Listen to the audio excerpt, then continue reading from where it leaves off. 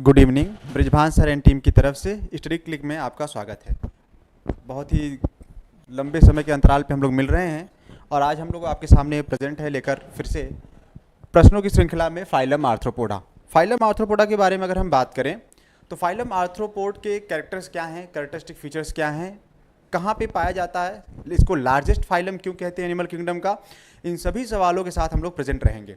Discuss करेंगे यहाँ पे कि जो ये फाइलम आर्थ्रोपोडा है इसको एक स्लाइड में या एक सीरीज में ख़त्म करना असंभव है मेरे ख्याल से, तो हम लोग इसको 3 पार्ट में डिवाइड करेंगे। 30 क्वेश्चन का एक सेगमेंट चलेगा, सेट 1, सेट 2 एंड सेट 3 करके, ठीक है। तो उसके बेसिस पे चलिए हम लोग बात करते हैं। बात करते हुए आज हम लोग पहले सवाल की तरफ बढ़ रहे हैं। आर्थ्रोपोडा। आर्थ्रोपोडा में इन्होंने आज पूछा है कि जो पेरिपेटस है, पेरिपेटस के बारे में सभी लोग भली भांति परिचित होंगे और बात कर लेते हैं कि पेरिपेटस जो है ये किस क्लास से बिलोंग करता है। फाइलम आर्थ्रोपोडा में जब इसको लार्जेस्ट फाइलम बनाया गया एनिमेलिया का, किंगडम एनिमेलिया का, तो वहाँ पे प्रश्न ये भी उठा कि क्या जो पेरिपेटस है जिसको कि हम लोग कनेक्टिंग लिंक के नाम से जानते हैं, Peripatus is the connecting link between Arthropoda and Annelida. तो जो पेरिपेटस आर्थ्रोपोडा और एनेलिडा के बीच का कनेक्टिंग लिंक है, क्या इसको किसी एक फाइलम में रख पाना, डिफाइन कर पाना ये पॉसिबल है? लंबे समय तक चली हुई बहस के बाद जब हम पहुँचे तो हम कंक्लूजन ये निकला कि चलिए इसको फाइलम आर्थ्रोपोडा में रख देते हैं। क्यों? क्योंकि फाइलम आर्थ्रोपोडा में हमको देखने को मिलते हैं जॉइंटेड अपेंडेजेस एंटीना। एंटीना जो है वो आपको एनेलिडा में देखने को नहीं मिलेगा। तो जब एनेलिडा में एंटीना नहीं प्रेजेंट है और एंटीना के प्रेजेंट होने की वजह से जब हमने इसको रखा फाइलम आर्थ्रोपोडा में, तो फिर ये भी तो बहस चली कि जो मेटामेरिक सेगमेंटेशन देखने को मिल रहा है यहाँ पे पेरिपेटस में, मेटामेरिक सेगमेंटेशन या एनेलिड लाइक कैरेक्टर्स जो बने, उनके बेसिस पे इनको एनेलिडा में रखने की भी बहस तेजी से आ गई। समस्या हो गया और बाद में क्या किया गया, इनके लिए एक नई क्लास बनाई गई। कुछ लोग इसको नया फाइलम भी मानते हैं और उस नए क्लास में या नए फाइलम में उस पेरिपेटस को प्लेस किया गया, रखा गया। वो नया क्लास और नया फाइलम जिसको हम मान के चल रहे हैं वो कौन सा है? एक लंबे गैप के बाद हम लोग वापस से मिले हैं और ऐसा लग रहा है जैसे पहली बार मिले हैं, है ना? पहली बार मिले हैं और मिलते ही दिल ने कहा, क्या कहा? आर्थ्रोपोडा है। गाना मत गाइएगा, आर्थ्रोपोडा में मिलिएगा। चलिए आर्थ्रोपोडा से शुरुआत करते हैं कि फाइलम ये जो आर्थ्रोपोडा है जिसमें पेरिपेटस की बात की गई है, पेरिपेटस को हम लोग क्या मानते हैं? पेरिपेटस को माना जाता है connecting link between Arthropoda and Annelida. ये कनेक्टिंग लिंक है दो फाइलम के बीच का, आर्थ्रोपोडा और एनेलिडा के बीच का। और इसकी एक बहुत ही बढ़िया सी स्लाइड और डायग्राम भी हमारे पास है जो कि एनसाइक्लोपीडिया में पब्लिश है। तो एनसाइक्लोपीडिया से हम आपको इसका डायग्राम दिखाने वाले हैं, दिखा देंगे स्लाइड में, कमेंट बॉक्स में नीचे हम मेंशन कर देंगे। तो पेरिपेटस के बारे में जो एनसाइक्लोपीडिया में इसकी डायग्राम है, एनसाइक्लोपीडिया एक अच्छी बुक है यहाँ पे लोअर जूलॉजी या लोअर एनिमल के लिए, वहाँ पे मैंने पढ़ा था एक बार, मुझे याद है। तो इनके बारे में बात करेंगे। चलिए, क्रस्टेशिया में कौन बिलोंग करते हैं? क्रस्टेशिया में आता है आपका प्रॉन, झींगा मछली, जो कि एक ट्रू फिश नहीं है। ओनिकोफोरा, जिनको पेरिपेटस के लिए ही बनाया गया, कुछ लोग इसको फाइलम भी मानते हैं। तो ओनिकोफोरा को हम लोग यहाँ पे डिस्क्राइब करने वाले हैं बालक कि इसको हम ये मान लें कि ये एक फाइलम भी है, फाइलम ओनिकोफोरा से, ना कि क्लास ओनिकोफोरा से, ठीक है। इसके बाद बटरफ्लाई की बात करिए तो बटरफ्लाई क्लास इंसेक्टा से बिलोंग करती है। इसकी क्लास जो है इंसेक्टा है। सिल्वर फिश जिसको हम लेपिज्मा के नाम से जानते हैं, ये भी फॉल्स फिश है, ट्रू फिश में कंसीडर नहीं होता है। सिर्फ नाम में फिश लगा होने की वजह से कोई फिश नहीं हो जाएगा, ठीक है। तो लेपिज्मा है और लेपिज्मा भी क्लास इंसेक्टा से ही बिलोंग करता है, ठीक है। तो इसके बेसिस पर अगर हम मान के चलें तो हमने आपको एक्सप्लेन करा हुआ है कि पेरिपेटस जो है वो बिलोंग करता है ओनिकोफोरा से। तो फाइलम ओनिकोफोरा कह लीजिए या क्लास ओनिकोफोरा कहिए, हमें कोई आपत्ति नहीं है। जिनको आपत्ति होगी वो कमेंट बॉक्स में कमेंट कर लेंगे, ठीक है। तो एनसाइक्लोपीडिया की एक डायग्राम, एक बुक जिसके बेसिस पे हम लोग बात करेंगे पेरिपेटस के इस डायग्राम के बारे में। मैं मेंशन कर दूंगा, सर से बात कर लूँगा और वो जो है आपको पेरिपेटस का वो डायग्राम काफ़ी इंप्रेसिव डायग्राम है, कलरफुल है, और वो आपको देखने को मिल जाएगा, ठीक है। चलिए अगली स्लाइड की तरफ मूव करते हैं।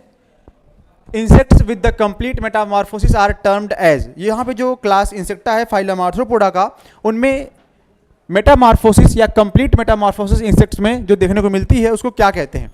मेटामॉर्फोसिस दो तरीके से आपको मेटामॉर्फोसिस देखने को मिलेगा। एम्फीबिया में भी मेटामॉर्फोसिस देखने को मिलेगा आपको, इंसेक्टा में भी। तो मेटामॉर्फोसिस होता क्या है, सबसे पहले ये बात करेंगे ना कि मेटामॉर्फोसिस है क्या चीज़। चलिए बात कर लेते हैं मेटामॉर्फोसिस के बारे में। मेटामॉर्फोसिस क्या है बालक? Metamorphosis is equal to radical change. Metamorphosis is the radical change, तत्व रूप परिवर्तन को क्या कहते हैं? मेटामॉर्फोसिस। जैसे मान लीजिए घर में कोई बालक है, ठीक है, और वो बड़ा ही शांत बिहेव कर रहा है, और अचानक से जब कुछ दिनों बाद उसका वियर्ड रिएक्शन आपके सामने आता है ना, भयंकर रूप, दुष्परिणाम वाला। जैसे शूर्पणखा का एग्जाम्पल ले लीजिए आप लोग, है ना। शूर्पणखा क्या कर रही थी? मेटामॉर्फोसिस कर रही थी, ऐसा मेरा मानना है ना। कैसे? जब भगवान राम के सामने वो आई तो कैसे आई? एक वियर्ड सा, बहुत सुंदर सा कन्या का बन के सामने चली आई, और भगवान ने जब उनकी प्रपोजल को ठुकरा दिया, कहा, उसने कहा आई लाइक यू, उन्होंने कहा डोंट लाइक, ऑलरेडी हमारी भार्या हैं। तो जब उन्होंने मना किया तो उसने क्या किया? मेटामॉर्फोसिस किया। मेटामॉर्फोसिस मतलब तत्व रूप परिवर्तन, जिसमें आपका वर्तमान रूप भविष्य वाले रूप में जिसमें आप परिवर्तित हो रहे हैं वो पता ही नहीं चले, इतना डिफरेंट हो जाए, लगे थोड़ी देर यही था, इसी को देखा था मैंने। तो ये जो रूप आया देखने को सामने, उसको क्या बोलेंगे? मेटामॉर्फोसिस। जैसे इंसेक्ट में मेटामॉर्फोसिस कैसे होती है? एग है, अंडा, एग से क्या बनेगा? लार्वा, प्यूपा, कैटरपिलर, मैगॉट, है ना, बहुत सारे फॉर्म बनते हैं, और उसके बाद वो एडल्ट जैसा बनता है। तो एग के बाद जो प्यूपा वाला स्टेज आया था, कैटरपिलर वाला स्टेज आया था, वो तो एडल्ट से बिल्कुल डिफरेंट है। तो एडल्ट और इसके बीच में जो सेवरल चेंजेस आए हैं, इनको क्या बोलेंगे? रेडिकल चेंज या तत्व रूप परिवर्तन कहा जाता है। अगर हम मेटामॉर्फोसिस के टाइप की बात कर लें, मेटामॉर्फोसिस के कितने टाइप हैं? मेटामॉर्फोसिस जनरली 3 टाइप में हम डिवाइड कर सकते हैं। पहला ए मेटाबोलस, ए मेटाबोलस बोलेंगे, दूसरे को हेटेरोमेटाबोलस बोलेंगे, हेटेरोमेटाबोलस, तीसरे को बोलते हैं होलोमेटाबोलस, होलोमेटाबोलस, ठीक है। अब इनमें भी कई सारे डिवीजन हैं। डिवीजन कैसे हैं? जैसे ए मेटाबोलस को कहा जाता है बालक नो मेटामॉर्फोसिस, इसमें कोई चेंज आपको देखने को नहीं मिलेगा, इसलिए इसको कहते हैं नो मेटामॉर्फोसिस। हेटेरोमेटाबोलस में आपको 2 टाइप देखने को मिलते हैं, एक को बोलते हैं पारोमेटाबोलस, पारोमेटाबोलस, दूसरे को बोलते हैं हेमीमेटाबोलस, पारोमेटाबोलस एंड हेमीमेटाबोलस। पारो का मतलब होता है ग्रेजुअल चेंज, जिसमें थोड़ा बहुत परिवर्तन आ जाए, जैसे काकरोच में, ग्रासहॉपर में, है ना, कुछ ऐसे नाम आएंगे जिसमें थोड़ा बहुत चेंज देखने को मिले, उसको बोलेंगे पारोमेटाबोलस। लेकिन हेमीमेटाबोलस किसे बोलेंगे? हेमीमेटाबोलस का मतलब होता है हाफ मेटामॉर्फोसिस, हाफ मेटामॉर्फोसिस, और इन्हीं को हम बोलते हैं इनकम्प्लीट मेटामॉर्फोसिस कहा जाता है इनको। अगर इनको हम कंसीडर कर लें तो इस वाले पार्ट को, जो आपका हेटेरोमेटाबोलस है, इसको हम बोल सकते हैं बालक इनकम्प्लीट मेटामॉर्फोसिस, इनकम्प्लीट मेटामॉर्फोसिस, ये आपका इनकम्प्लीट मेटामॉर्फोसिस है। वहीं पे होलो, होलो का मतलब होता है पूरा, और हेमी का मतलब होता है हाफ। तो हाफ मेटामॉर्फोसिस समझ में आया आपको, और होलो का मतलब है complete Metamorphosis, complete Metamorphosis. Complete Metamorphosis का मतलब क्या है? कंप्लीट मेटामॉर्फोसिस का मतलब यहाँ पे ये है कि जिसमें बहुत सारे लार्वल स्टेज या सब स्टेजेस के थ्रू होता हुआ वो एनिमल, वो इंसेक्ट क्या करे? एडल्ट के स्टेज तक पहुँचे, उसको हम क्या बोलेंगे? उसको बोलेंगे होलोमेटाबोलस, या बोलेंगे कंप्लीट मेटामॉर्फोसिस। तो उसमें ये नाम आया हुआ है। तो अब उम्मीद करता हूँ आपको ये तीनों नाम परिचित लग रहे होंगे। होलोमेटाबोलस का मतलब है कंप्लीट, और यहाँ पे इन्होंने कंप्लीट मेटामॉर्फोसिस के बारे में पूछा है। मतलब ये पूछ रहे हैं कि होलोमेटाबोलस क्या है, हेमी मेटाबोलस क्या है, और ए मेटाबोलस। और उसमें इन्होंने एग्जाम्पल दिया है इंसेक्ट का, कि इंसेक्ट में कौन सा मेटामॉर्फोसिस आपको देखने को मिलता है, कंप्लीट या इनकम्प्लीट, ठीक है। तो इंसेक्ट्स तो बहुत सारे हैं, ठीक है। अगर मेटामॉर्फोसिस की बात हो ही रही है तो लगे हाथ में यहाँ पे इनका एग्जाम्पल भी लिख लेते हैं। जैसे ए मेटाबोलस में, जिसमें मेटामॉर्फोसिस नहीं होती है, उनमें आपका नाम आता है सिल्वर फिश और स्प्रिंग टेल का। ये स्प्रिंग टेल बड़ा इंपॉर्टेंट है भाई, ये बार बार रिपीटेड फॉर्म में आता रहता है। ए मेटाबोलस में हम यहाँ पे मेंशन कर देते हैं, ए मेटाबोलस में जो आपका आता है वो आता है सिल्वर फिश या लेपिज्मा कहेंगे इसको, और दूसरा नाम है हमारे पास स्प्रिंग टेल का, ठीक है। लेकिन अगर हम हेमी मेटाबोलस की बात करें, जिसको हम हाफ मेटामॉर्फोसिस कहते हैं या ग्रेजुअल चेंज कहते हैं, इसमें mayfly, stonefly, dragonfly, इनके नाम हैं मे फ्लाई, स्टोन फ्लाई या ड्रैगन फ्लाई, ठीक है। तो इसमें इंसेक्ट के ही कुछ ग्रुप आते हैं, लेकिन जिसमें कंप्लीट मेटामॉर्फोसिस हो उसकी बात करी गई है। होलो मेटाबोलस की अगर हम बात करें तो होलो मेटाबोलस में आपका आता है हाउस फ्लाई, मॉस्क्यूटो, बटरफ्लाई।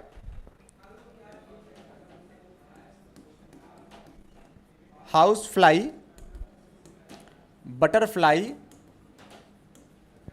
और मॉस्क्यूटो आपको देखने को मिलेगा। एक यहाँ पे नाम मिसिंग है जो कि मुझे ऐड करना चाहिए मेरे ख्याल से, पारोमेटाबोलस के बारे में, ठीक है। तो पारोमेटाबोलस मैं यहाँ पे ऐड कर दे रहा हूँ ई सेगमेंट बना के। पारो, ये वही वाली पारो हैं, पारोमेटाबोलस, ठीक है। पारोमेटाबोलस में अगर हम बात करें तो हम यहाँ पे नाम लिखेंगे ग्रास हॉपर, एफिड और बग का, ठीक है। ग्रास हॉपर जो कि फेमस है, ग्रास हॉपर, कोई भी बग आएगा इसी में कंसीडर किया जाएगा, जैसे लाइस वगैरह हैं, या कॉकरोच को चलिए रख लेते हैं, ठीक है। तो ये कुछ नाम जो है आपको क्या मिलेंगे, इनकम्प्लीट या पारोमेटाबोलस में, जिसमें ग्रेजुअल चेंज आता है देखने को मिलता है। अब पूछ रहा है कंप्लीट किस में मिलता है भाई, तो कंप्लीट मिलता है इंसेक्ट मेटामॉर्फोसिस, या कंप्लीट को हम कहते ही हैं होलो मेटाबोलस। एग्जाम्पल नहीं पूछा है, इससे सस्ता सवाल तो मिलेगा ही नहीं। एग्जाम्पल पूछ के हमको फंसा सकते थे, इन्होंने एग्जाम्पल पूछा ही नहीं, डायरेक्ट पूछ लिया, हमने डायरेक्ट आंसर कर दिया कि complete metamorphosis in insects are termed as holometabolous, ना कि ए मेटाबोलस, ना कि हेमी। ए का मतलब पूरे बायोलॉजी में आपको एब्सेंट मिलेगा, मेटामॉर्फोसिस। हेमी का मतलब होता है हाफ, हाफ मेटामॉर्फोसिस। होलो का मतलब होता है कंप्लीट, कंप्लीट मेटामॉर्फोसिस। क्लियर है सभी को? तो आपका आंसर कहाँ गया, होलो मेटाबोलस। बहुत बढ़िया स्लाइड।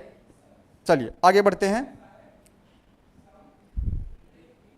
सेव, धन्यवाद।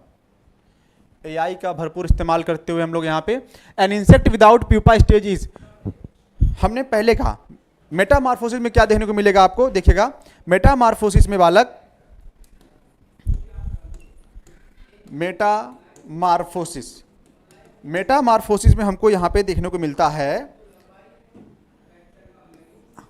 ये एग है हमारा, हमारा नहीं है किसी का है, ये एग है, और एग से क्या करेगा ये, लार्वा,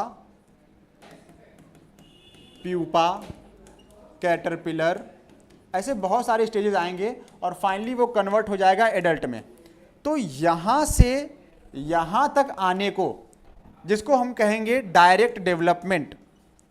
डेवलपमेंट कैसा है, डायरेक्ट, अंडे में से डायरेक्ट क्या बन गया, वो एडल्ट। लेकिन अगर कई सारी स्टेजेस के थ्रू जा रहा है, यहाँ से ऐसे ही इस स्टेज को पार करे तो इसको बोलेंगे इनडायरेक्ट, इनडायरेक्ट डेवलपमेंट।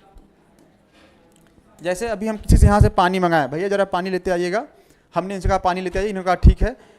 ये काम डायरेक्ट हो सकता था, वो गए वहाँ से पानी लेकर आए, डायरेक्ट हमको दे दिया। लेकिन इनडायरेक्ट में क्या है, इनडायरेक्ट में जब पानी लेके आ रहे थे, रास्ते में कोई और मिल गया, 4 लोग मिल गए, सबको पिलाते पिलाते लेकर आ रहे हैं, हमारे पास तो पहुँचते पहुँचते पानी खत्म, ये क्या है, इनडायरेक्ट। तो इनडायरेक्ट मेथड ये होता है, और यहाँ पे डेवलपमेंट भी इसी सीरीज में है। कह रहा है इंसेक्ट विदाउट प्यूपा स्टेज, एक ऐसा इंसेक्ट जिसमें प्यूपा स्टेज नहीं पाई जाती। मेटामॉर्फोसिस के सीरीज में भैया क्या नहीं मिलेगा, प्यूपा नहीं मिलेगा। मॉस्क्यूटो में है, सिल्क मॉथ में है, बेड बग में है, बटरफ्लाई में है। चलिए सभी के डेवलपमेंटल स्टेज के बारे में हम आपको बता देते हैं, याद कर लीजिएगा इसको। डेवलपमेंटल स्टेज में अगर हम बात कर रहे हैं, यहाँ पे सभी के बारे में बात करेंगे भाई, मॉस्क्यूटो नाराज हो जाएगा तो चलिए मेंशन कर रहे हैं मॉस्क्यूटो के बारे में। मॉस्क्यूटो में एग, लार्वा, प्यूपा, एडल्ट बनता है। एग, लार्वा, प्यूपा, एडल्ट, ये सारे स्टेज बनेंगे। सिल्क मॉथ की बात करें तो सिल्क मॉथ में भी सेम स्टेजेस बनते हैं, egg, larva, pupa, egg, larva, pupa. Pupa को एक नाम से और जानते हैं बालक, इसको बोलते हैं क्राइसेलिस। अगर प्यूपा कहीं दोबारा आता है तो ये याद रखेंगे, प्यूपा को क्राइसेलिस भी कहा जाता है। प्यूपा के बाद आपको सिल्क मॉथ में इमेगो, और उसके बाद एडल्ट, एक नया स्टेज है यहाँ पे इमेगो, और इसके बाद बनेगा आपका एडल्ट, ठीक है। लेकिन अगर बेडबग की बात करें, बेडबग में मैंने बताया हुआ था कि एग से निम्फ बनेगा, निम्फ माउल्ट करके एडल्ट बना लेता है। एग बनेगा, निम्फ बनता है, निम्फ के बाद ये कन्वर्ट हो जाएगा किसमें, एडल्ट में, और इसी को बोलते हैं पारोमेटाबोलस। पारोमेटाबोलस, जिसमें हमने कहा था ग्रेजुअल चेंज होगा, ग्रेजुअल चेंज वाले इस अवस्था को पारोमेटाबोलस कहा गया। और यही आंसर है जिसमें आपको क्या देखने को नहीं मिलेगा, प्यूपा। बटरफ्लाई में कंप्लीट मेटामॉर्फोसिस होती है, इसको होलो में कंसीडर करेंगे हम लोग। तो इसमें क्या बनेगा, अंडा बनेगा, एग बनेगा, बटरफ्लाई एग ले करती है। एग के बाद लार्वा, लार्वा को हम कैटरपिलर भी कहते हैं, लार्वा जो कि कैटरपिलर के नाम से भी जाएगा। हैंडराइटिंग थोड़ी सी गंदी हो गई है। एक लार्वा कैटरपिलर जिसे कहते हैं, उसके बाद प्यूपा, फिर एडल्ट। प्यूपा को हम लोग क्राइसेलिस कहेंगे, क्राइसेलिस ही कहते आ रहे हैं अभी तक, और उसके बाद ये कन्वर्ट होगा एडल्ट में। ठीक है, तो आप देख पा रहे होंगे कि मॉस्किटो, सिल्क मॉथ, बेडबग और बटरफ्लाई तीनों में ही, अगर बेडबग को छोड़ दें तो सब में प्यूपा स्टेज देखने को मिल रही है। लेकिन इस डेवलपमेंट के सीरीज में कहीं भी बग में आपको ये नाम नहीं देखने को मिलेगा। तो जो बग में ये नाम नहीं आ रहा है प्यूपा, तो इसका मतलब क्या है, प्यूपा स्टेज क्या है, इसमें एब्सेंट है। हो गया एब्सेंट आपका आंसर, सेव कर लीजिएगा इस पार्ट को भी वापस से।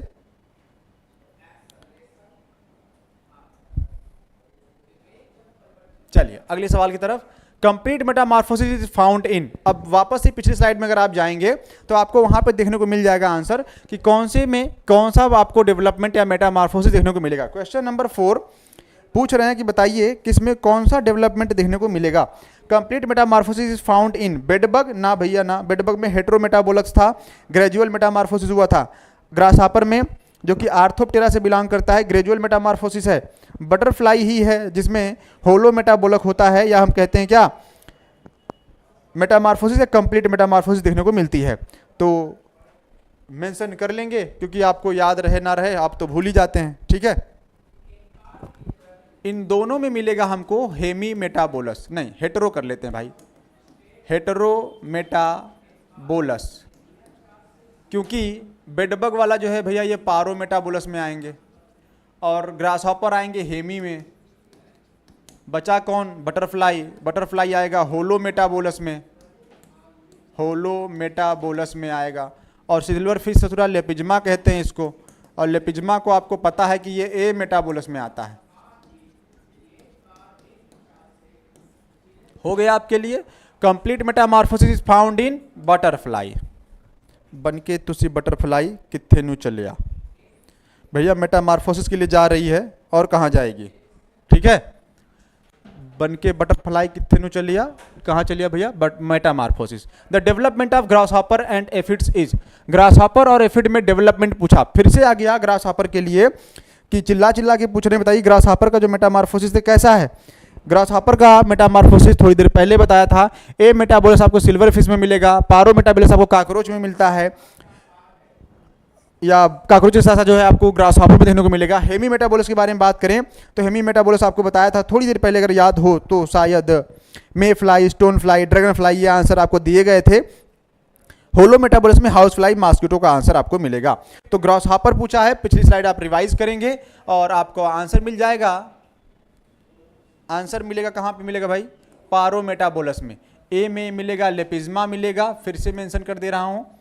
पारो में आपको काकरोच मिल जाएगा, ये देवदास वाली पारो तो ना है, बार बार आ रही भाई, काकरोच। और उसके बाद क्या मिलेगा यहाँ पे, ग्रासहॉपर या फिर बग। ठीक है, हेमी मेटाबोलस में आपको क्या मिला था, हेमी मेटाबोलस में जो नाम आए थे आपके लिए, mayfly, stonefly, dragonfly. Mayfly, stonefly, dragonfly. Dragonfly is the good indicator of water resources, ये भी याद रखेंगे। और यहाँ पे आपको मिला था बटरफ्लाई, देखिए आ गई फिर से उड़ते हुए। ठीक है, तो ये बटरफ्लाई के सेंस में हम लोग यहाँ पे क्या करेंगे, बात करेंगे। चलिए आगे बढ़ते हैं अगले सवाल की तरफ। Silk land of silk moth और मॉडिफिकेशन ऑफ, सबसे पहले तो ये जान लीजिए कि सिल्क मॉथ को हम लोग क्या कहते हैं, बॉम्बिक्स मोराई कहते हैं, यही कहते हैं ना, बॉम्बिक्स मोराई। और बॉम्बिक्स मोराई क्या करता है भैया, ये मलबरी के प्लांट पे पाया जाता है। वैसे तो बहुत सारे प्लांट की लीफ के ऊपर पाया जाता है, बहुत सारी वैरायटी है, बहुत सारी स्पीसीज हैं, डलबर्जिया, टेक्टोना, बहुत सारे नाम है प्लांट्स के, ठीक है। तो उनको उनके नाम के बेसिस पे ही बग नाम, जैसे बॉम्बिक्स मलबरी के प्लांट पे तो मलबरी सिल्क मॉथ, डलबर्जिया पे तो डलबर्जिया मॉथ कह देते हैं। जिस भी प्लांट के ऊपर वो मॉथ पाया जाएगा उसको उसका नाम लगा के उसको हम क्या बोल देंगे, फलाना मॉथ। होता कैसे, सिल्क मॉथ जिससे सिल्क का रियर करते हैं, कल्चर करते हैं, पालते हैं, चाइना में इसकी शुरुआत हुई थी। एक कोई राजा थे, वो चाय पी रहे थे नीचे, रानी साहिबा चाय लेकर आई और उन्होंने क्या किया, कप में ऐसे डाल दिया। चाय में जो कप था, नहीं सॉरी, कप में जो चाय था वो गर्म था और वो मलबरी का प्लांट था शायद, और उस मलबरी प्लांट के नीचे ये लोग बैठ के चाय पी रहे थे। अचानक से ककून गिरा, ककून मतलब बताएंगे, जिसमें वो लार्वा अपने माउथ के सलाइवरी ग्लैंड से सलाइवा निकाल के अपने पूरे बॉडी को मेटामॉर्फोसिस के प्रोसेस में कवर कर लेता है। जब कवर कर लिया और वही टूट के गलती से हवा चला और गिर गया उनके कप में, तो उन्होंने उसको सोचा लाओ निकाल के फेंक देते हैं, जैसे हम लोग करते हैं ना, चाय में कुछ गिर गया, कोई देख नहीं रहा, लाओ निकालो फेंक देते हैं, निकाल के फेंक के चाय पी जाएंगे। उन्होंने भी वही प्रयास किया। चाय से समझौता नहीं भाई साहब, चाय अपनी जगह है, सुकून है, ठीक है। तो उन्होंने चाय को क्या किया, निकाल के फेंकने का प्रयास। जब उन्होंने निकाल के फेंकने का ट्राई करा तो क्या हुआ, वो धागे जैसा, सिल्क जैसा कुछ निकलना शुरू हुआ। ये निकालते जा रहे हैं, वो पूरा रोल होता जा रहा है, अनरोल अनरोल अनरोल, और लगातार धागा निकलता चला गया लंबा सा। वहीं से ये प्रोसेस ट्रेंडिंग में आया कि भैया इससे तो सिल्क बन सकता है, ये बहुत बढ़िया फाइबर है, कपड़े बनाने लगे, फायर प्रूफ होता है। तो ये सारी सिस्टम जो है वहाँ पे अप्लाई हो गया और वहीं से डिस्कवरी हुई सिल्क की। हम उसी के बारे में बात कर रहे हैं। चलिए बात कर लेते हैं फिर से। Silk gland of silk moth और modification of collateral gland, mushroom gland, salivary gland, anal glands. इन सभी में से वो किसका मॉडिफिकेशन है, इन सभी में से वो मॉडिफिकेशन है सलाइवरी ग्लैंड का। थोड़ी देर पहले ही बताया हुआ हूँ कि सलाइवरी ग्लैंड से ही जो है उसका हुआ। कोलेट्रल ग्लैंड कहाँ पाया जाता है, कोलेट्रल ग्लैंड आपको देखने को मिलेगा, एसेसरी रिप्रोडक्टिव ग्लैंड है जो कि कॉकरोच में पाया जाता है, ठीक है। Accessory reproductive gland female cockroach. Mushroom gland भी, ये भी एसेसरी रिप्रोडक्टिव ग्लैंड है जो फीमेल कॉकरोच में मिलता है। सलाइवरी ग्लैंड ये सिल्क मॉथ में मिलेगा, जिसको हम लोग बॉम्बिक्स के नाम से जानेंगे। डन। तो यहां तक की ये बातें अभी तक के लिए क्लियर है। तो आंसर होगा हमारा सलाइवरी ग्लैंड, ठीक है।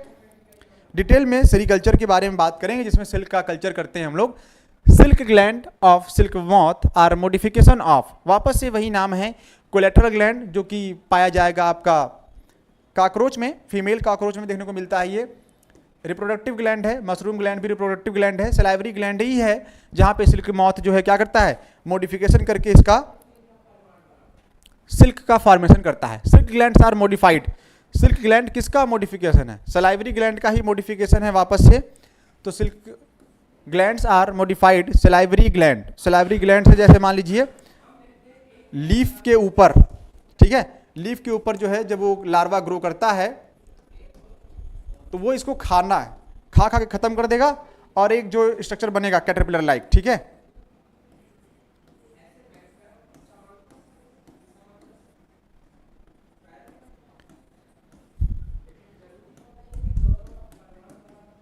आर्थ्रोपोडा है ना भाई, सेगमेंट तो बनाना पड़ेगा ना। क्या है ये, अच्छा माउथ भी था, ये नाक भी बना देना है इसका, ठीक है।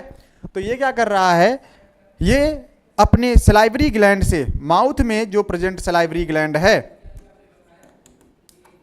सलाइवरी ग्लैंड से एक धागा निकालता है, सलाइवा निकालता है, सलाइवा हवा के कांटेक्ट में आने के बाद सूख जाता है, वो उसी को निकाल के सलाइवा को पूरे बॉडी को अपनी क्या करता है, कवर कर लेता है।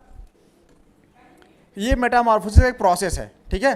अपने पूरे बॉडी को वो लार्वा क्या करेगा, कवर करने का प्रयास करता है, कवर करेगा, शांत पड़ा रहेगा इसी के अंदर। अब इसी स्टेज को जब वो कवर कर लेता है, इसको हम बोलते हैं ककून।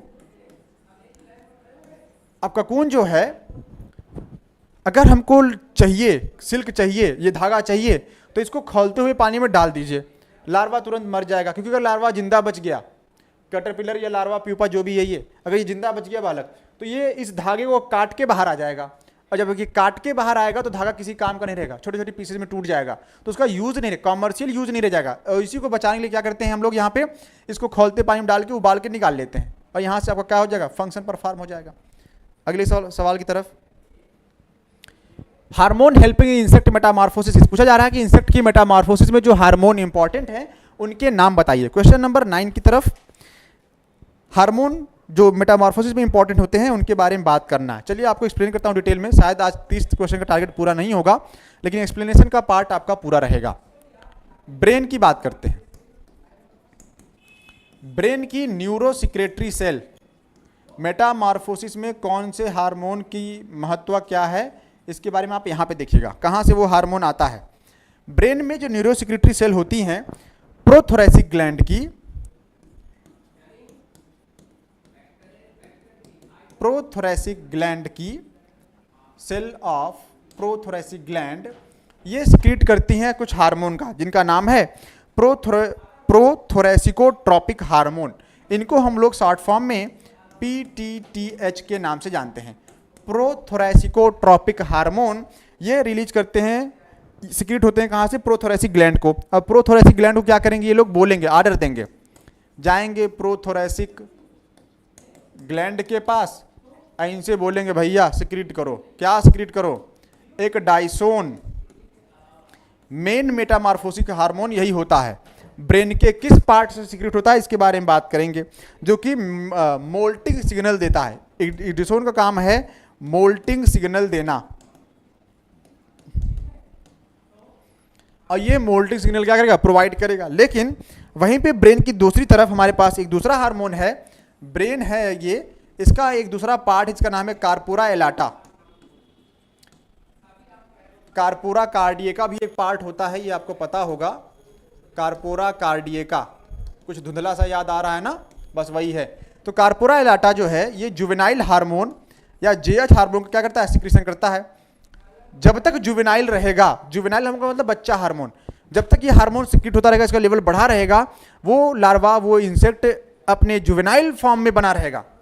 अगर आप चाहते हैं कि वो एडल्ट बने तो जुवेनाइल हार्मोन सिक्रीट ना हो। जुवेनाइल हार्मोन साथ में रिप्रोडक्शन में भी हेल्प करता है, रिप्रोडक्टिव हार्मोन को एक्टिवेट करता है, तो ये फंक्शन इसका वहां पे भी है। मतलब रिप्रोडक्शन के साथ साथ मेटामॉर्फोसिस में ही ये रोल कर रहा है जुवेनाइल। अगर जुवेनाइल सिक्रेट कहाँ से हो रहा है, कार्पोरा एलाटा से, और अगर कार्पोरा एलाटा में आपने डिफ्रेंशिएट किया, दिक्कत करा, तो ये सिक्रेट नहीं होगा, और ये सिक्रेट नहीं होगा तो कन्वर्ट हो जाएगा वो एडल्ट में, ठीक है। तो ये इसका पार्ट है, ये मेटामॉर्फोसिस को प्रिवेंट करता है, इसको हम बोलेंगे प्रिवेंट मेटामॉर्फोसिस। सिंबल आपको पता होगा प्रिवेंट करने का और प्रमोट करने का, मुझे लगता है ऐसा। और कार्पोरा कार्डियका की बात करिए तो ये, इसको हम लोग ग्रोथ हार्मोन के नाम से जानते हैं, जीएच हार्मोन, ठीक है। तो अभी तक के लिए जो है वो क्या है, ये थायरॉक्सिन की बात कर रहे हैं जो कि थायराइड से होता है। ये एम्फीबियन मेटामॉर्फोसिस में आएगा भैया, एम्फीबियन मेटामॉर्फोसिस में ये रोल प्ले करता हुआ आपको दिखाई देगा। मेढक जो किसी के नहीं होते, कहीं के नहीं होते। फिरोमोन के बारे में बात करिए तो ये मेटिंग सिग्नल्स में यूज होते हैं, ठीक है, या कहते हैं सेक्सुअल बिहेवियर में। सब बता दिया आपको, चलिए आगे बढ़ते हैं। Which of the following is involve in the Metamorphosis of insect, insect के मेटामॉर्फोसिस में इनमें से कौन सा इन्वॉल्व है। क्या सिर्फ जुवेनाइल हार्मोन रोल प्ले करेगा, सिर्फ एडिसोन, या जुवेनाइल और एडिसोन दोनों ही रोल प्ले करने वाले हैं, या सिर्फ और सिर्फ फेरोमोन। फेरोमोन तो करेगा ही नहीं, जुवेनाइल करेगा भैया, और ये साथ में आपका क्या करेगा, एडिसोन करेगा। एडिसोन आपका मेटामॉर्फिक हार्मोन है, एक डाइसोन, ये करेगा। जुवेनाइल जिसको हम जेएच हार्मोन कहते हैं, हमने कहा था जेएच, अगर मान लीजिए जेएच का सिक्रीशन हो रहा है तो ये मेटामॉर्फोसिस को प्रिवेंट करेगा। मेटामॉर्फोसिस अब्सेंट, लेकिन एडिसोन अगर सिक्रीट हो रहा है, इसका लेवल बढ़ेगा एडिसोन का, तो ये मेटामॉर्फोसिस कराएगा, मेटामॉर्फिक सिग्नल ये देगा। तो रोल तो दोनों का है, ये सिक्रीट होगा तो कहेगा नहीं तुम बच्चे बने रहो, सिक्रीट नहीं होगा तो कहेगा एडल्ट बन जाओ, जाओ एडल्ट बन जाओ। और एक बार एडल्ट बन गए, जरूरत तो फिर इसकी पड़ेगी ना, क्योंकि मेटामॉर्फोसिस के अलावा रिप्रोडक्शन में भी तो इसका रोल है। तो ये वो हार्मोन है जो मेटामॉर्फोसिस के साथ साथ रिप्रोडक्शन या रिप्रोडक्टिव ग्लैंड्स को एक्टिवेट करने में रोल प्ले करता है, ठीक है। अगर ना होता तो सिक्रीट ही नहीं होता, तो इसलिए एक्टिवेट होता किसमें, एडल्ट में। ऐसा नहीं है सिक्रीट नहीं करेगा, एडल्ट में ये एक्टिवेट होगा, और जब एक्टिवेट होगा तो रिप्रोडक्टिव ग्लैंड्स क्या हो जाएंगी, एक्टिवेट हो जाती। क्लियर। तो both hormone juvenile and ecdysone play major role in metamorphosis. Metamorphosis in cockroach is regulated mainly by, metamorphosis जो कॉकरोच में रेगुलेट हो रही है वो ब्रेन के किस पार्ट से हो रही है, क्या वो ब्रेन से हो रही है, कार्पोरा एलाटा से, पोरोथोरेसिक ग्लैंड से, कार्पोरा कार्डिएका से। कार्पोरा कार्डिएका भैया काहे परेशान कर रहे हैं, इनका नाम है ग्रोथ हार्मोन, ये सिक्रीट कर रहे थे जुवेनाइल हार्मोन को। और ब्रेन में तो सब कुछ है, लिख दीजिए यहाँ पे सब कुछ, ठीक है। प्रोथोरेसिक ग्लैंड बहुत बढ़िया एड्रिसोन के लिए, ठीक है, क्या बात है। तो metamorphosis in cockroach regulated by, cockroach में जो मेटामार्फोसिस है कि वो किससे रेगुलेट होता है। सबसे पहले तो जो कॉकरोच में मेटामार्फोसिस है वो पारोमेटाबोलस टाइप का है। पारोमेटाबोलस मतलब कि ग्रेजुअल चेंज टाइप का मेटामार्फोसिस आपको देखने को मिलेगा इसमें कॉकरोच में। इसके बाद कहा इन्होंने जो इनका एंडोक्राइन सिस्टम है वो एंडोक्राइन सिस्टम कितने तरीके से होता है, intercerebral gland, corpora cardiaca, corpora allata and prothoracic gland. Endocrine system की बात करिए इनके कॉकरोच में, corpora cardiaca, corpora allata, prothoracic gland और एक और आता है इंटरसेरिब्रल, ठीक है। ये सब इनके एंडोक्राइन सिस्टम के पार्ट हैं। लेकिन जो इंटरसेरिब्रल सेल हैं ये सिक्रीट करती हैं brain hormone. Intercerebral cell secrete brain hormone, growth hormone, कुछ तो है, ब्रेन हार्मोन, और ये स्टिमुलेट करते हैं ब्रेन हार्मोन, ये स्टिमुलेट करेंगे, बढ़ावा देंगे प्रोथोरेसिक ग्लैंड को। जब प्रोथोरेसिक ग्लैंड एक्टिवेट होगा, स्टिमुलेट हो जाएगा, तो ये सिक्रीट करता है एक डेसोन को जो कि कंट्रोल करता है मोल्टिंग को, एक डाइसोन, और ये कंट्रोल करेंगे भैया मोल्टिंग को जाके, ठीक है। ये कॉकरोच का मैकेनिज्म चल रहा है एंडोक्राइन सिस्टम के बारे में। लेकिन कार्पोरा एलाटा सिक्रीट करता है जुवेनाइल हार्मोन को, कार्पोरा एलाटा सिक्रीट करेंगे जेएच को, और आपको पता है जेएच अगर एब्सेंट हो जाएगा तो ये एडल्ट बन जाएगा। तो अगर जेएच एब्सेंट है, जेएच को एब्सेंट करा दीजिए ना, यहाँ पे प्रोथोरेसिक ग्लैंड की तो बात ही नहीं है, क्योंकि जब प्रोथोरेसिक ग्लैंड आएगा उसके बाद यहाँ पे आएगा, यहाँ पे रेगुलेटेड मेनली बाई, तो हम या तो एग्डिसोन लगाते, एग्डिसोन का नाम है नहीं, हम कहाँ मेंशन करेंगे, कार्पोरा एलाटा पे। क्यों? क्योंकि जुवेनाइल हार्मोन एब्सेंट रहेगा तो ये एडल्ट बन जाएगा। अगर ये प्रेजेंट रहा तो वो काम होने ही देगा जिसके लिए पाया जाता है, ठीक है। तो एडल्ट में कन्वर्ट करने का काम यही है, या कह सकते हैं कि ये रिटेन करता है निम्फल कैरेक्टर को।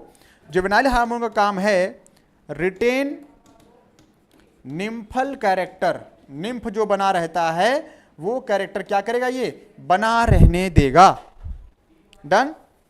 और जुवेनाइल हार्मोन एक्ट करता है एज क्या था जी वो, हाँ वही जो भी है, रिप्रोडक्टिव ग्लैंड की तरह भी काम करता है, ठीक है। अगले पार्ट की तरफ चलिए। Which one is the best silk, इनमें से सबसे बेस्ट सिल्क कौन सा है। सबसे बेस्ट सिल्क के लिए हमको सिल्क को कंपेरिजन करना होगा, tussar silk, eri silk, mulberry silk, none of the above. Insect का नाम है बॉम्बिक्स मोराई, ठीक है। आगे बढ़ते हैं। इंसेक्ट का नाम है बॉम्बिक्स मोराई, ठीक है।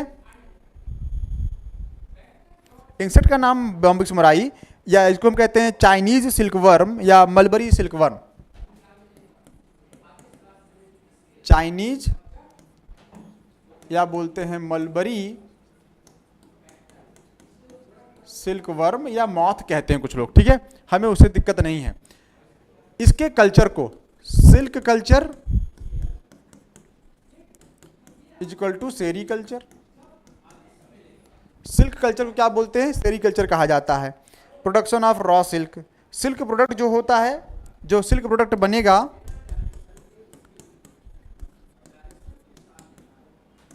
Saliva, salivary gland. Salivary gland से जो सलाइवा सीक्रेट करता है ये उसी से बनाता है। सबसे बड़ा जो हमारा सेंट्रल सेरिकल्चर इंस्टीट्यूट है वो कहाँ पे है? बेरहमपुर में है।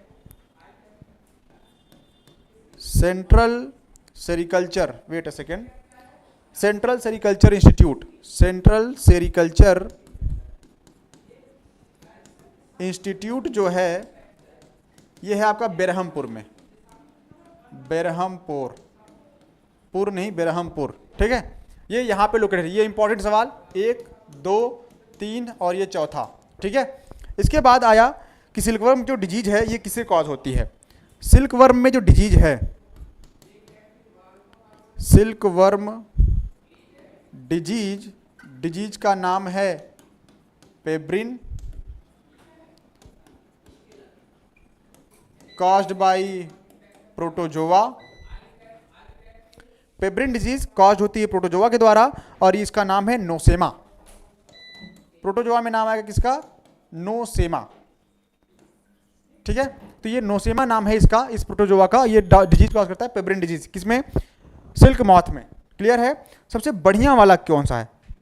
जो टसर सिल्क हैं या एरी सिल्क हैं, ये कैस्टर से बनते हैं या डलबर्जिया से बनते हैं या सोरिया रोबस्टा से बनते हैं, ये रिलेबल नहीं होते, ठीक है। ये दोनों जो हैं ये नॉट रिलेबल है, इसका रील नहीं बना सकते। इसका रील बनता है, रील बना लेंगे इसका सिल्क का, ये रिलेबल है, लेकिन ये लूज होता है क्योंकि ये कैस्टर से बनाया जाता है। कैस्टर के प्लांट में जो पाए जाते हैं सिल्क मॉथ उनसे। और ये वाला ये डलबर्जिया सीसम, तो डलबर्जिया से ये बनाते हैं, इसलिए ये भी बढ़िया नहीं है। मलबरी सिल्क को सबसे बेस्ट सिल्क माना गया है, ठीक है। इसके अलावा और कोई सिल्क जो है प्रोडक्ट वो सबसे बढ़िया अभी तक तो नहीं है। आने वाले समय में देखते हैं कौन सा मिलता है, फिर माना जाएगा उसको, ठीक है। Pheromone in silk moth serve as stimulators of. जो फेरोमोन्स होते हैं, फेरोमोन्स मतलब बॉडी स्मेल, किसी भी एनिमल की बॉडी स्मेल का आना फेरोमोन्स कहा जाता है। पसीने की वजह से भी आता है, फेरोमोन्स की वजह से भी आता है। पसीने की बदबू अलग है और फेरोमोन की बदबू अलग है, ठीक है। उन सब में ये कंसीडर किया जाएगा। चलिए बात कर लेते हैं इसके बारे में। सेक्सुअल बिहेवियर के लिए फेरोमोन जरूरी हैं।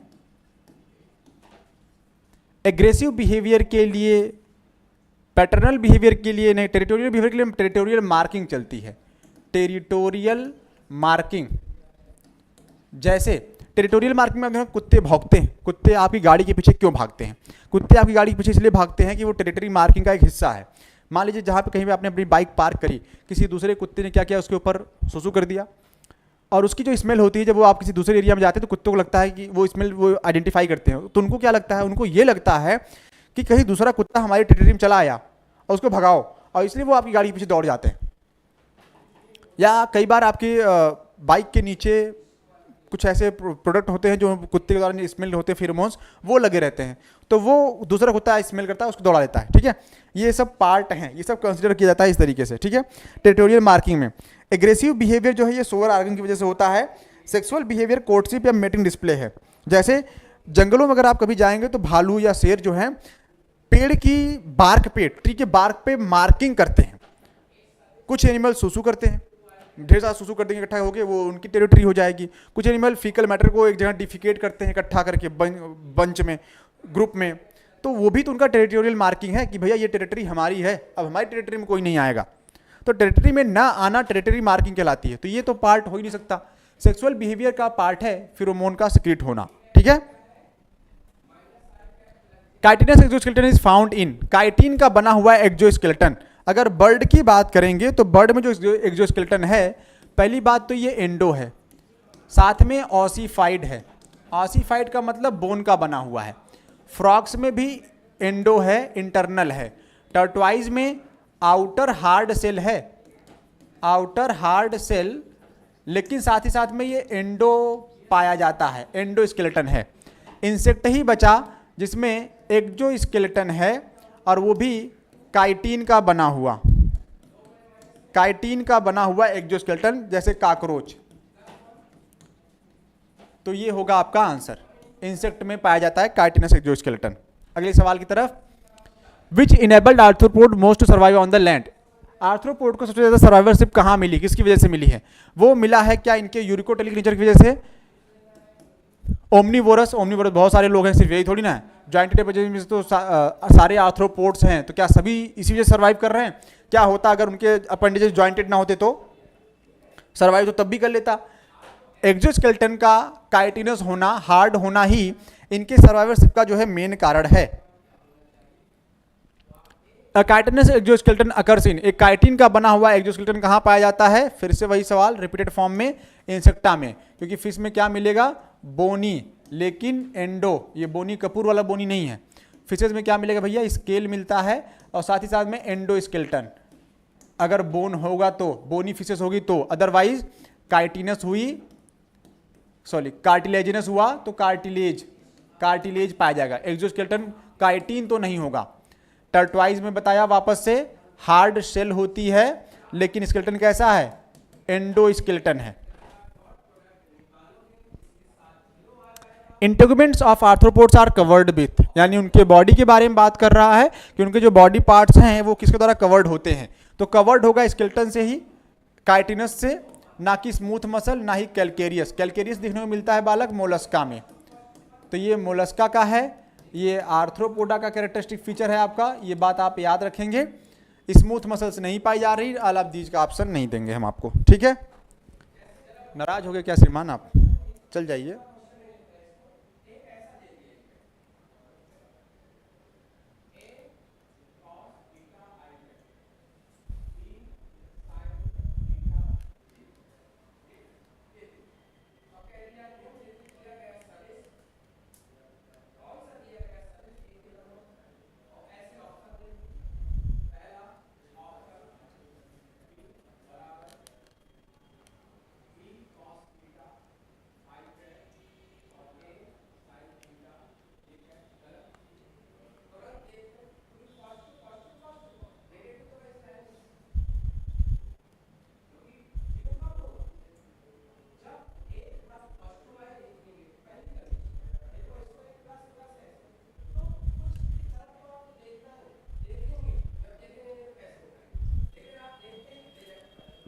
चलिए अगले सवाल की तरफ, एसी फिर से दगा देते हुए। Chitinous exoskeleton occurs in, chitinous exoskeleton कहाँ पाया जाएगा? काइटिनस एक्सोस्केलेटन मिलेगा आपको इंसेक्टा में, ठीक है? Insect of vector of bubonic plague, bubonic plague जो है ये इसका वेक्टर इन्होंने पूछा हुआ, इसका वेक्टर कौन सा है? ये सवाल आपके लिए बढ़िया हो सकता है मेरे ख्याल से। क्वेश्चन नंबर 19 पे हम पहुंचे हैं, और चलिए इनके बारे में डिटेल में बात कर लेते हैं। एडीज एजिप्टाई जो है ये वेक्टर है डेंगू फीवर के, मॉस्किटो है, और ये डेंगू फीवर के लिए क्या है? वेक्टर का काम करता है, जिसको हम ब्रेकबोन फीवर के नाम से जानते हैं।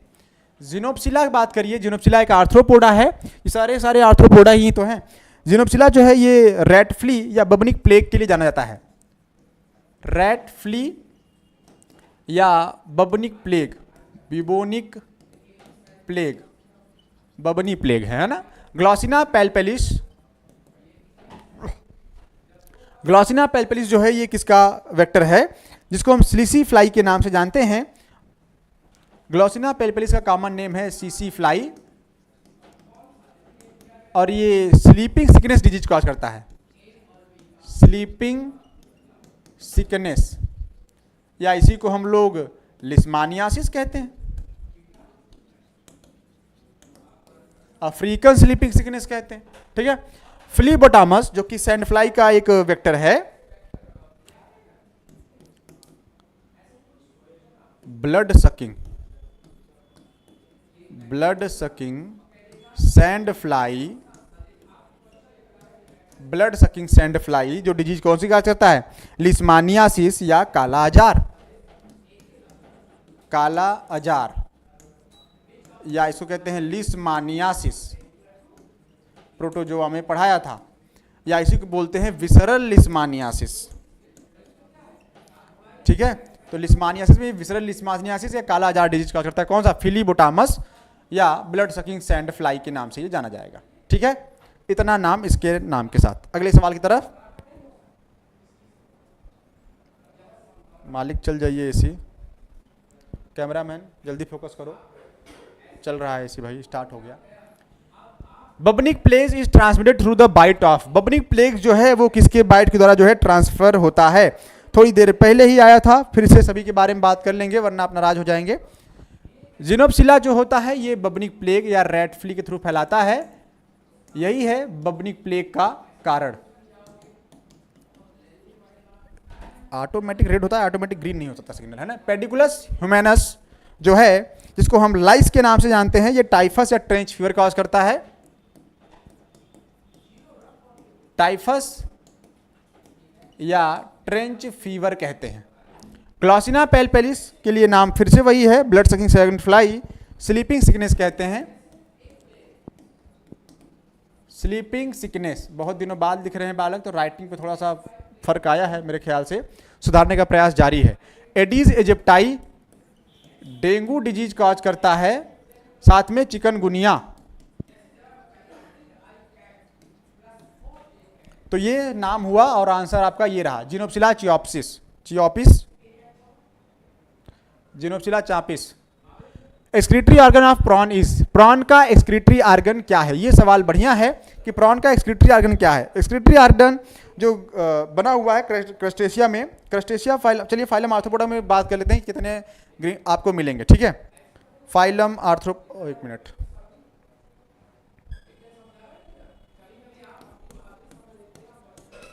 फाइलम आर्थ्रोपोडा, सवाल थोड़े से बेहतरीन है इसलिए समय लग सकता है।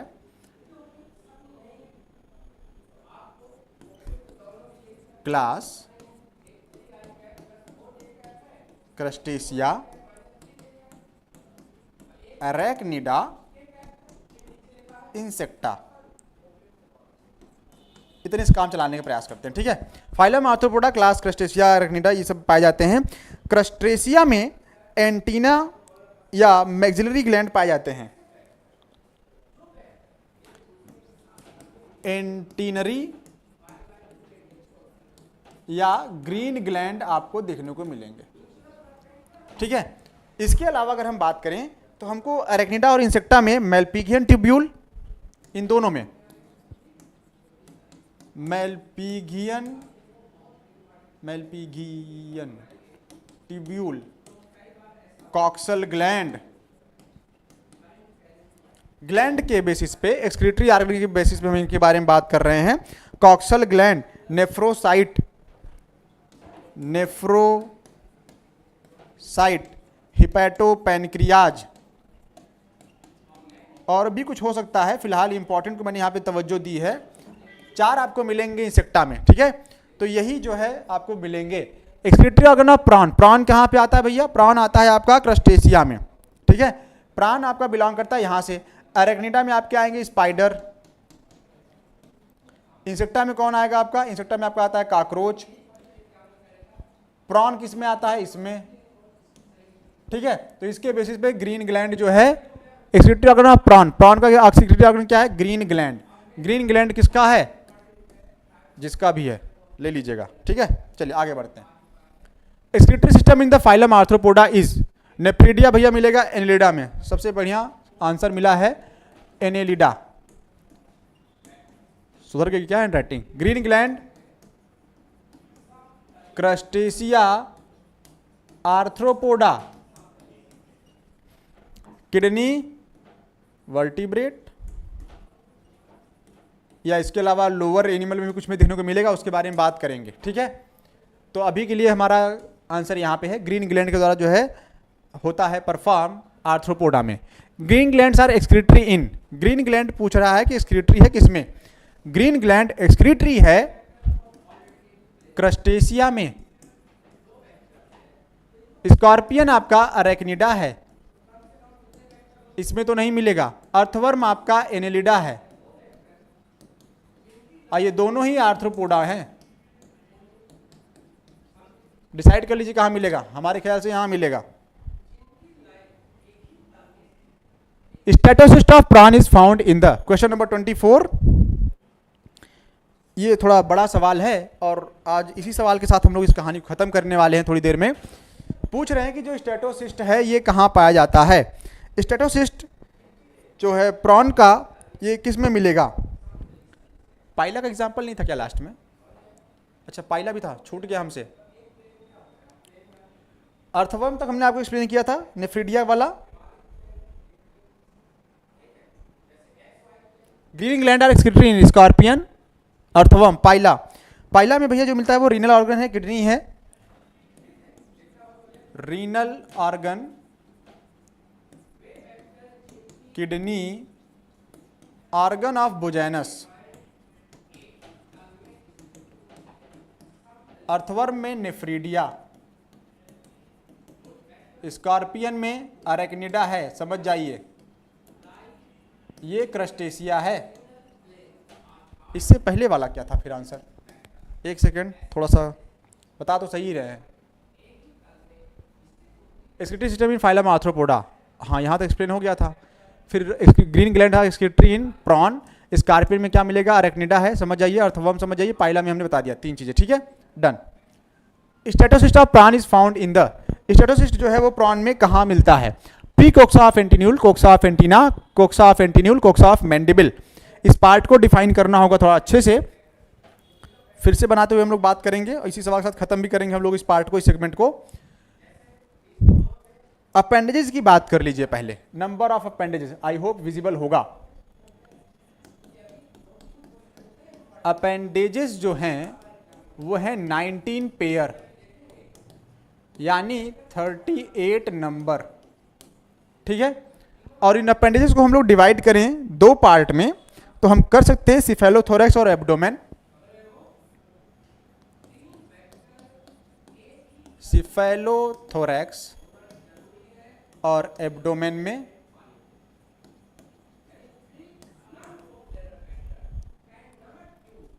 सिफेलोथोरैक्स को 2 पार्ट में डिवाइड करिए, सिफेलिक थोरैक्स। एब्डोमेन को हम लोग एब्डोमेन ही रखेंगे। तो सिफेलिक में जो है वो पाए जाते हैं 5 पेयर, थोरैक्स रीजन में पाए जाते हैं आपके जो नंबर ऑफ अपेंडेजेस हैं 8 पेयर, और जो बचे खुचे आपके बचेंगे, कितने बचेंगे? 6 पेयर बचेंगे मेरे ख्याल से, वो मिलेंगे एब्डोमेन में, ठीक है। तो सिफेलिक रीजन में कौन कौन से हैं?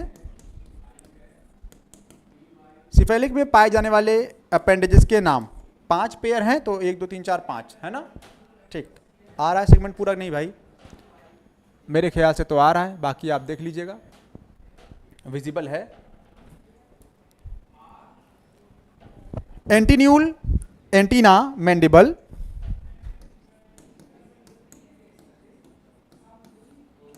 एंटीन्यूल, एंटीना, मैंडिबल, मैग्जिली, मैग्जिलूली, ये 5। थोरैक्स वाले सेगमेंट में चलते हैं भाई साहब। थोरैक्स में 5 8 हैं, इनमें से जो 8 के नाम हैं 1 2 3, शुरू के जो 3 पेयर हैं उनके नाम है मैग्जिलीपीड,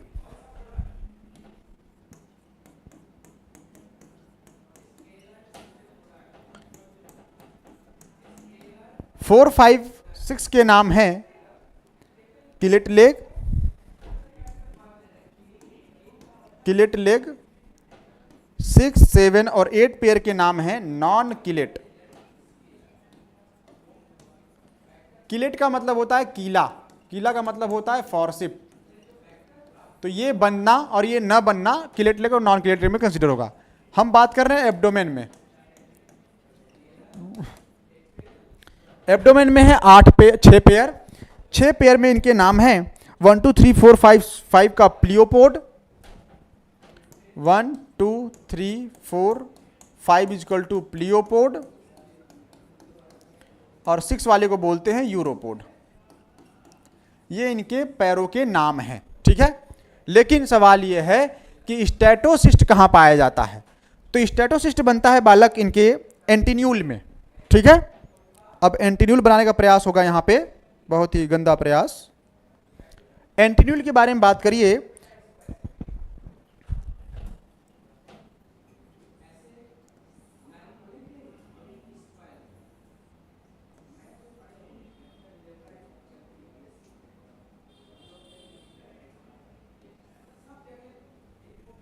एंटीन्यूल जो कि एक स्ट्रक्चर है, इसका पैर वाला पार्ट है, उसको हम लोग बनाने का प्रयास कर रहे हैं यहाँ पे।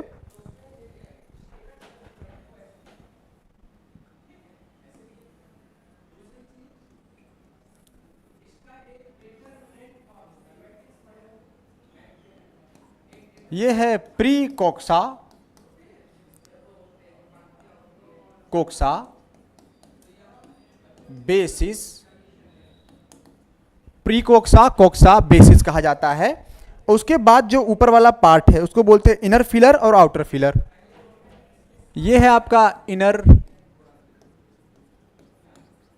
फिलर और ये है आपका आउटर फिलर। डन। स्टेटोसिस्ट कहां पाया जाएगा?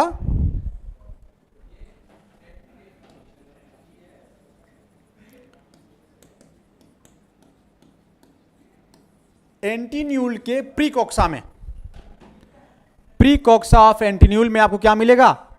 प्री फिलर या फिलर देखने को मिलते हैं। ठीक है, तो इतना सब कुछ ड्रामा सिर्फ एक छोटे से सेगमेंट को, पार्ट को डिफाइन करने के लिए। चलिए आगे बढ़ते हैं। Open type of blood vascular system is found in, question number 25। Open type का ब्लड वेस्कुलर सिस्टम पूछा गया है, किसमें पाया जाता है? अर्थवर्म में होता है क्लोज टाइप का, ये आप जानते हैं, काकरोच, फेरिटिमा। इसमें है क्लोज्ड टाइप का। लिजर्ड जो कि रेप्टाइल है, इसमें भी आपको क्लोज टाइप का देखने को मिलेगा। काकरोच जो है आर्थ्रोपोडा है। हीमोसील है, इसीलिए तो ओपन टाइप है। टोड जो है एम्फीबिया है और क्लोज टाइप का ही इसमें देखने को मिलेगा। तो ये रहा आपका आंसर। ठीक, इतने सवालों के साथ क्वेश्चन नंबर 25 हम लोग यहां तक सॉल्व कर चुके हैं और हम देख पा रहे हैं इन सभी में कि जो हमारा पार्ट है, सेगमेंट है, वो कंप्लीट हो चुका है। यहाँ इसी के साथ साथ 25 30 का टारगेट था, हम लोगों ने 25 कंप्लीट किया हुआ है, क्योंकि इसके बाद अगर हम आगे बढ़ते हैं तो शायद ये छोटा सा क्वेश्चन थोड़ा हो जाएगा, कम पड़ जाएगा, एक्सप्लेनेशन पार्ट जो है नहीं हो पाएगा इसके आगे वाला, तो हम लोग करने का प्रयास करेंगे। ठीक है, अगले टर्म में मिलेंगे हम लोग फिर से आर्थ्रोपोडा पार्ट 2 में, और अब लगातार मिलते रहेंगे। अब कहीं जाना है नहीं, बैठे हैं यहीं पे, दुखों को अपने आप को बताना है नहीं। ठीक है, चल रहा है, चलता रहेगा, मस्त रहिए जहाँ भी रहिए। ठीक है, बात करेंगे अगले सेगमेंट में हम लोग। इसी के साथ साथ खत्म करते हैं आज को। आज के लिए थैंक यू, धन्यवाद, बने रहिएगा।